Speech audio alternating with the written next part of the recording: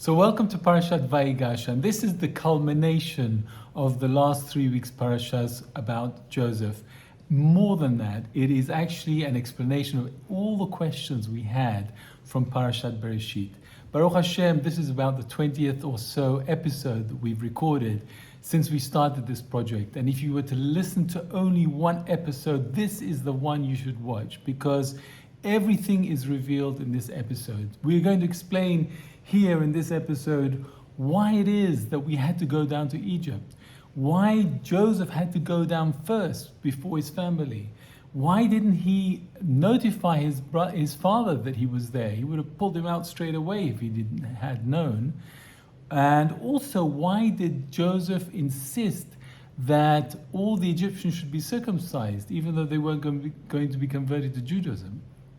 And why did he move them from one part of Egypt to the other?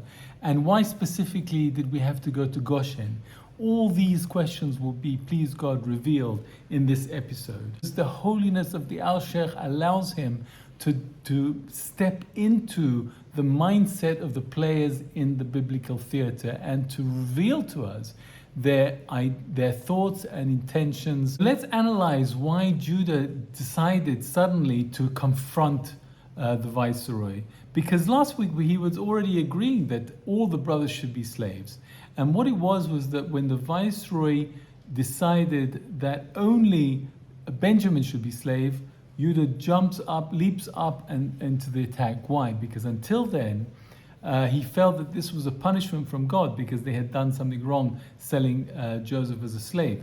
But when he saw that the viceroy was only interested in Benjamin wasn't even there. He wasn't even involved in selling the slaves, Joseph. So he knew that this was not a punishment from God, and therefore he had to stand up as a leader to protect Benjamin. But he had a problem.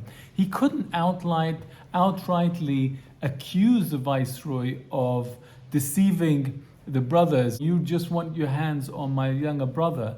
He had to cushion it in subtle innuendos in his speech.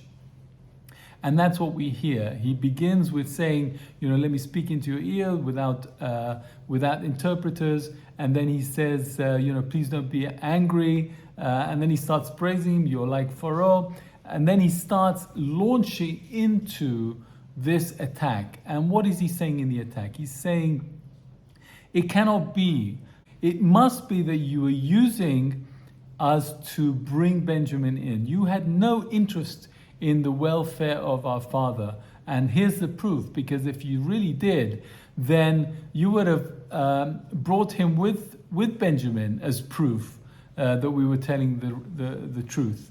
And moreover than that, you said to us, if you don't bring Benjamin, then you'll not see my face.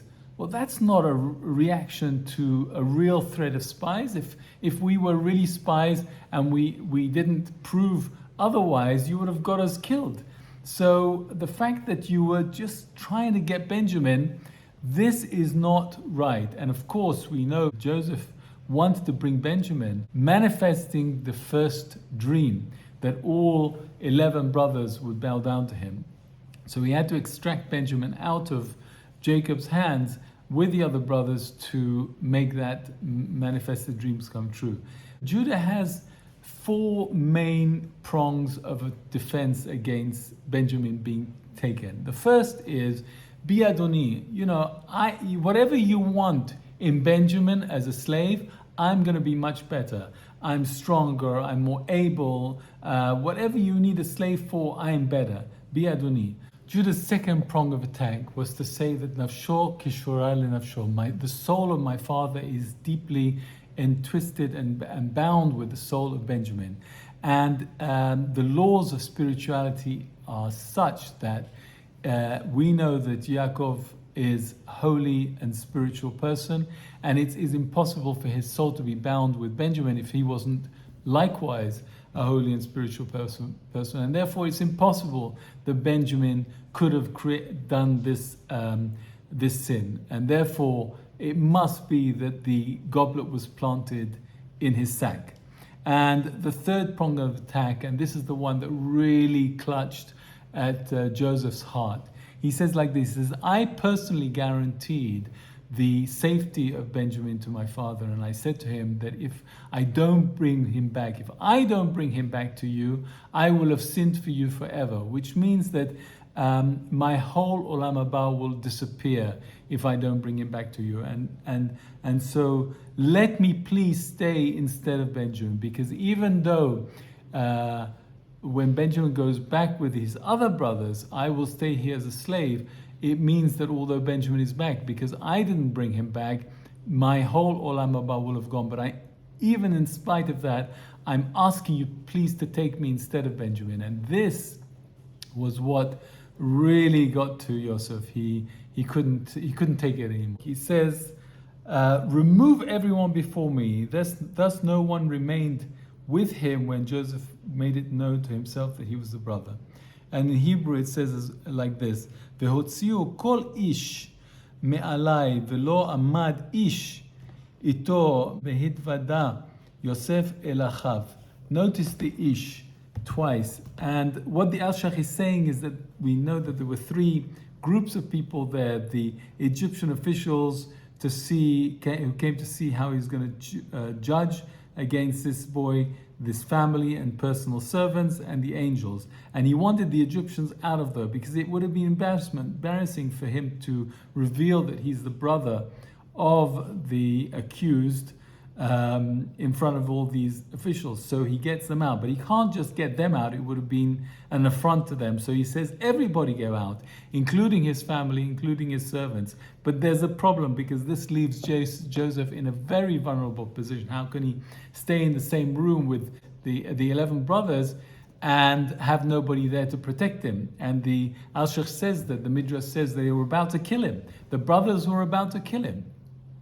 And so that's why he says every man go out, but not the angels. The angels had to stay there to protect Joseph, and in fact they did. They pushed the brothers back, stopping them from attacking him. And it is for that reason that Yosef, when he actually finally tells them that he's Yosef, says, "Come, Gashna Elai, come towards me." And then we have the emotive words, Ani Yosef Od Avichai, and this is like the most emotionally charged phrase, I think, in the whole Bible, and that's what this story always gets to our hearts. I'm Yosef, is my father still alive? You're giving me this whole story about the father will die if Benjamin doesn't come. Why didn't that come into your consciousness when you took me, the favorite son? So it's not a question of, is my father physically alive? The Alshech says that it's not either a question of accusing the brothers of taking Joseph. Joseph is over that part of it all. He's purely saying like this, is my father spiritually alive? Because how could it be that if he was spiritually alive, how could it be that he didn't know that I was still alive? That's his question. Because Joseph didn't know that the brothers had included Hashem in the oath not to reveal the truth to Jacob. And so that is why Jacob didn't know that Joseph was definitely alive, although his soul sensed that there was something amiss. And let's try to analyze what happened after he gives this big roaring cry and he says, Ani Yosef Od Avichai. The brothers weren't able to answer him because it says, Velo yachalu achiv la'anot oto ki nivhalu mipanav. They were shocked, mipanav. The Alshech says, why mipanav? Mimeno, it should have been from him, not from his face.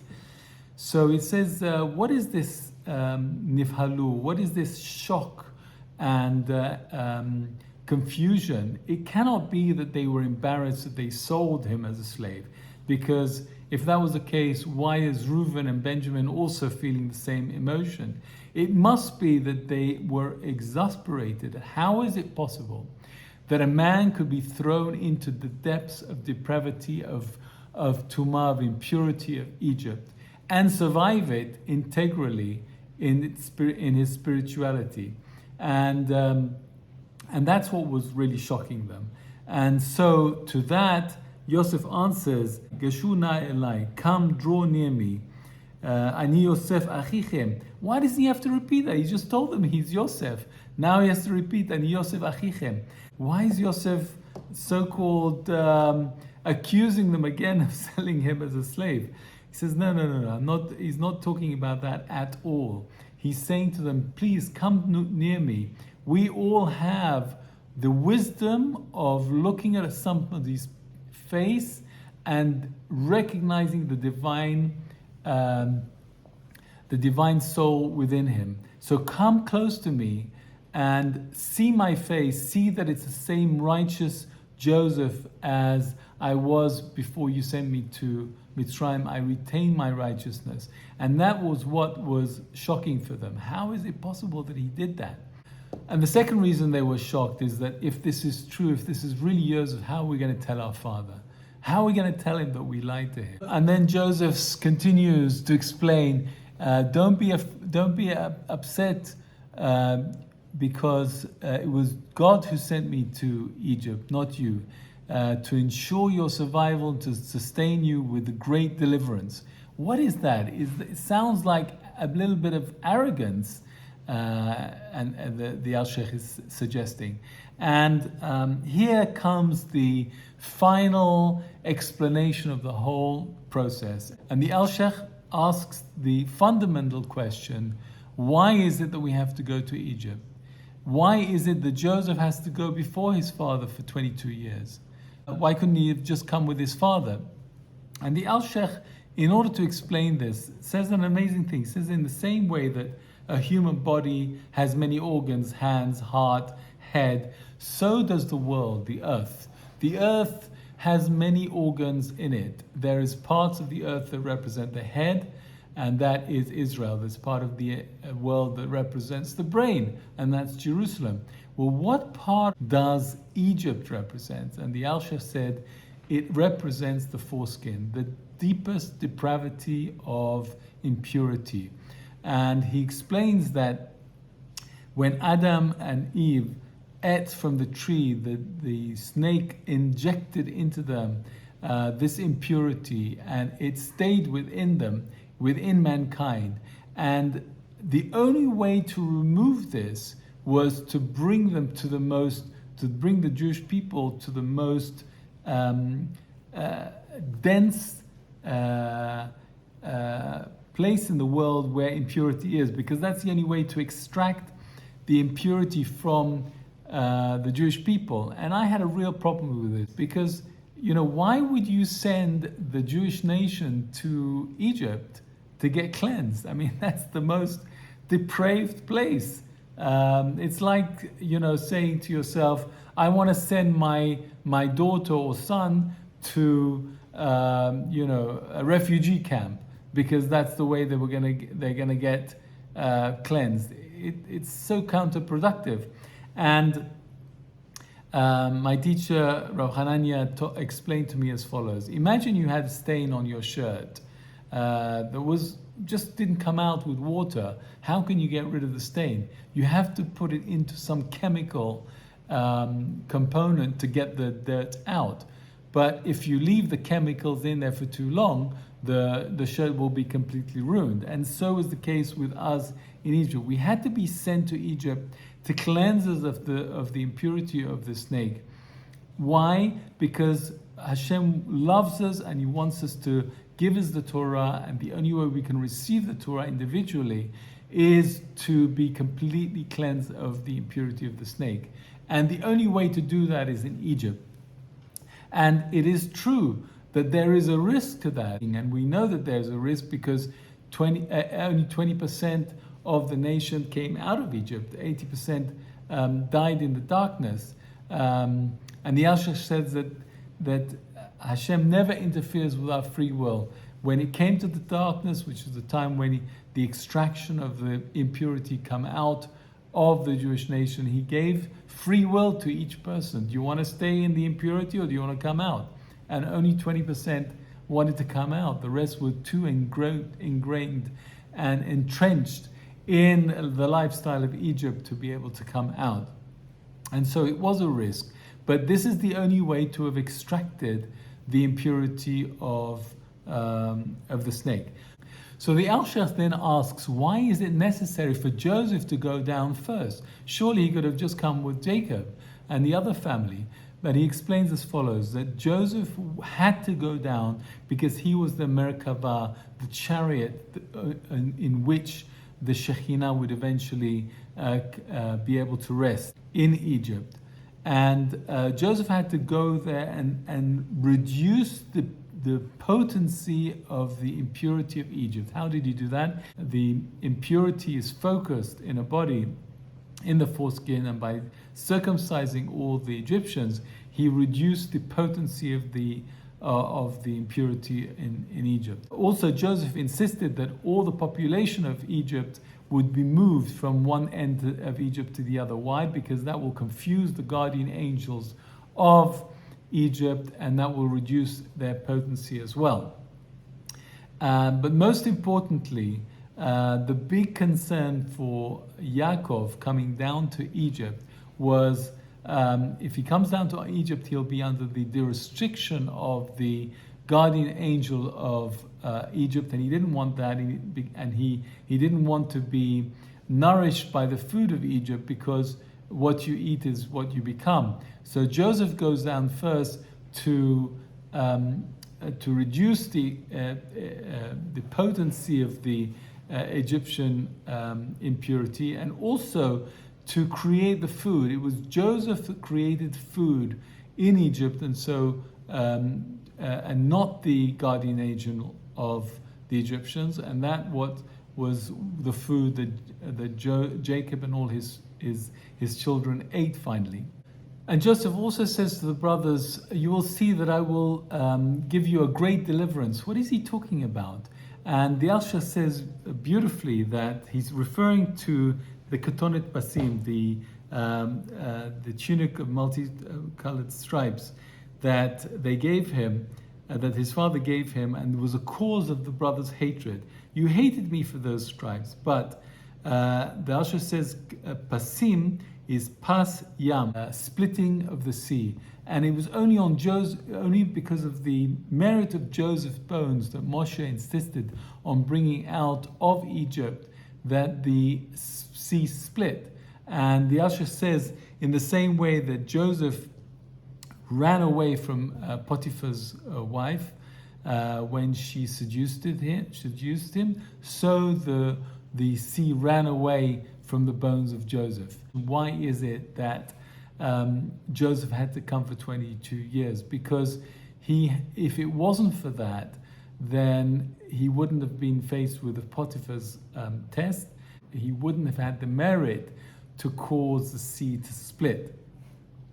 Moreover, he says 22 years relate to the 22 letters of the Torah, and those 22 years had to exist so that the Torah could be given.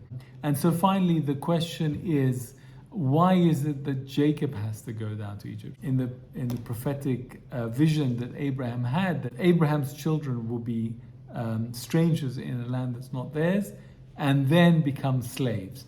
And Jacob was saying, why doesn't the slavery start after me? Do I need to go down to Egypt? And the Alshech says, yeah, Jacob has to go down to Egypt, because the Shekhinah must come with the Bnei Israel, and the Shekhinah cannot go to the worst impure place. We know spiritually, we learned in Bereshit, one of the laws of spirituality is that spiritual purity has to distance itself from spiritual impurity. And how then is it possible for the Shekhinah, for God's presence in its intensity, go down to Mitzrayim? And the only way it can do that is if you have a tzaddik on whose shoulders the Shekhinah can rest. And the only tzaddik that could bring the Shekhinah down is Yaakov Avinu. He was the only tzaddik. Not even Joseph could bring the Shekhinah down. Joseph was creating the Merkava, the chariot for the Shekhinah to come down, but Jacob is the one that had to bring the Shekhinah down. And the Shekhinah does indeed stay with the Bnei Israel even after Jacob is passed away and buried in Hebron. It stays in Egypt until Joseph's bones are pulled out, and then the Shekhinah comes with them. And so here we have the final explanation of all that has passed until now. It's going to be an absolute delight for me to discuss these beautiful insights with our dear Eliyahu, who is our editor and who has a passion for this parasha. We're going to be discussing that on Tuesday at 7 o'clock. Please do come and enjoy this engagement. I send you a blessing. When it comes to 120 and we go up to heaven and all is revealed to us, may we have learned enough that we don't get so surprised at the truth once the sheker, once the illusion is removed from our eyes, that we should be familiar and comfortable with the truth and recognize it as truth because we lived it here in this world. I wish you a wonderful Shabbat, a beautiful end of this wonderful Hanukkah that we've experienced, and look forward to seeing you next week. If you do enjoy and have enjoyed these episodes, do please press the subscribe button at the end of this video, because that will ensure that you'll get all the extra bits that we don't show to other people. So look forward to seeing you next week. God bless. Take care.